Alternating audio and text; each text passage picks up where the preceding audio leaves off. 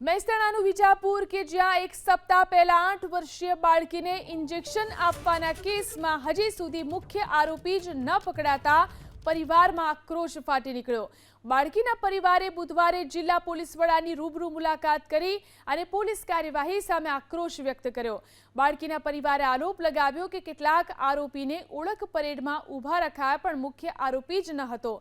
મુખ્ય આરોપી હજી સુધી પોલીસ પકડથી બહાર છે, ત્યારે તેને તાત્કાલિક પકડવામાં આવે। એટલું જ નહીં, બાળકીના પરિવારે ઇન્જેક્શન આપનાર આરોપીઓ વિરુદ્ધ પોક્સો સહિતની કલમો હેઠળ કાર્યવાહીની પણ માંગ કરી છે। મહેસાણાનું વિજાપુર કે જ્યાં એક સપ્તાહ પહેલા 8 વર્ષીય બાળકીને ઇન્જેક્શન આપવાના કેસમાં હજી સુધી મુખ્ય આરોપી જ ન પકડાતા પરિવારમાં આક્રોશ ફાટી નીકળ્યો। બાળકીના પરિવારે બુધવારે જિલ્લા પોલીસ વડાની રૂબરૂ મુલાકાત કરી અને પોલીસ કાર્યવાહી સામે આક્રોશ વ્યક્ત કર્યો। બાળકીના પરિવારે આરોપ લગાવ્યો કે કેટલાક આરોપીને ઓળખ પરેડમાં ઊભા રખાયા પણ મુખ્ય આરોપી જ ન હતો। મુખ્ય આરોપી હજી સુધી પોલીસ પકડથી બહાર છે, ત્યારે તેને તાત્કાલિક પકડવામાં આવે। એટલું જ નહીં, બાળકીના પરિવારે ઇન્જેક્શન આપનાર આરોપીઓ વિરુદ્ધ પોક્સો સહિતની કલમો હેઠળ કાર્યવાહીની પણ માંગ કરી છે।